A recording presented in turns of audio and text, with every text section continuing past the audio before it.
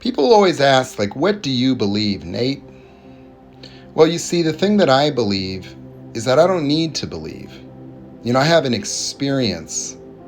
And my experience of consciousness and awakening is something that I see as parallel to the teachings of a Jesus or a Buddha or Alan Watts or any other people that have discovered the same thing. That belief is a big, giant problem for a human being because a belief is a subjective opinion. It's an assertion about reality. In fact, that is the basis of all will fall short. You see, you have to really understand the power of words. You see, words are just symbols, sounds. That's about it. They correlate to something. They correlate to something experiential, observable, or a concept. But you see, there is no power in beliefs. Beliefs have no metaphysical value. That you can believe anything that you choose, and that choosing to believe something has no bearing on reality whatsoever. None. That believing something's true doesn't make it true, but people seem to retroactively assert that they believe it because it's true, when they believe it's true, and then spend the rest of their time trying to defend their beliefs against the gravity of reality itself, where anything that challenges a human belief is experienced as a threat to the entire structure of ego. Because ego is a beingness. It's a relationship to a projected experience of reality that mandates and necessitates a person to be this way. And ego is hell. That the ego as hell is the voice of the mind. The architect of the subjective reality is the result of the total dissociation of the anxiety that drives you every day. The confusion requires you to analyze because the confusion is a cognitive blockage where the formation of awareness includes emotion, includes understanding, includes the imagination that would have predictive power objectively, but you have no objectivity because you're so attached to what you want to be true that you're willing to deny reality and get yourself discarded after 5 years of pretending to have a soulmate. And so your own subjective reality is your inescapable hell. And everything that you do to try to assert yourself, try to fix, change, and overcome, that's the tree of knowledge of good and evil. As you try to stockpile more and more understanding, you fail to see that the process of understanding is guesswork or just making it up. Logically forming conclusions that give you this illusion of some foundation through which you stand upon. And notice how much you analyze to try to understand and explain things. And notice how you only seem to need to understand and explain things when you're confused, when you're stressed out, when something doesn't happen the way that you want it to. It doesn't align with your fantasies. It doesn't align with your idealized perfect future from which you borrow the hope so you can try to plow through reality and all of your triggers that are hurdles in your way, your fears that you try to overcome by believing. And you just want to prove yourself. And so there you are hiding in a comfort zone and cocooning yourself with beliefs and dogmas and then ferociously entitling yourself to your own opinion. And you're willing to fight, you're willing to debate, you're willing to literally have no peace of mind, anxiety, frustration, anger, the experience of not being understood because you have an opinion.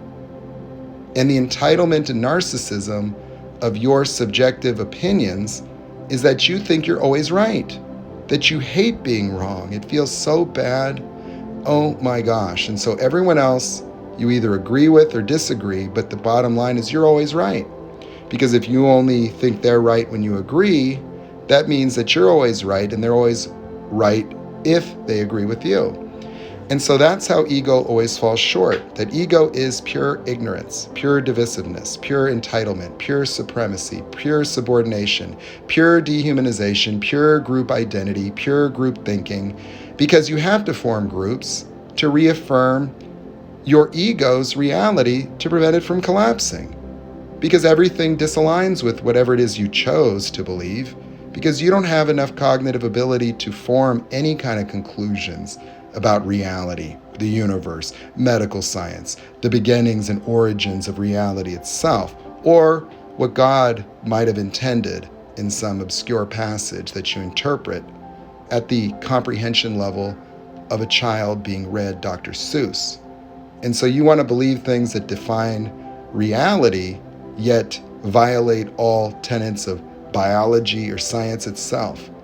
And in a world that you don't even understand because of your entitlement to be ignorant, well, then it's just eeny, meeny, miny, mo. You get to say what reality is. Since you don't understand science, you don't understand evolution, you don't understand viruses, you don't understand genetics, you don't understand physics, so you're not burdened by objective reality. And so you can look at each of those as a belief system because you understand neither of them. And so in a world where you entitle yourself to define reality, you wall yourself up in pervasive ignorance and cut off any kind of learning or expansion of consciousness that would have been made available if you had been what they might call open-minded. You see, all will fall short of the glory of God would make a lot of sense if you understood consciousness. You see, because there wouldn't really be a universe that has God with chest hair, bones, and reproductive organs, and human irrational emotions that would make him a psychopath in the sky or a sociopath that would arbitrarily engineer people to screw up, and so a certain percentage would be guaranteed to be tortured forever. And so being unable to even understand the basics of psychology and emotion, you wouldn't even understand why we suffer as a necessity, because pain and fear were necessary for human evolution to even have you exist today. And as you walk around in a state of total disconnection, total unhappiness, blaspheming, because you have no gratitude for the gift of life, because you feel only valuable if you acquire things and achieve validation, that you actually are ignorant enough to devalue anybody for any reason. Yeah, calling a single mom a 1 to 10, or thinking that a child in another country that didn't have a choice is now collateral damage and that's okay.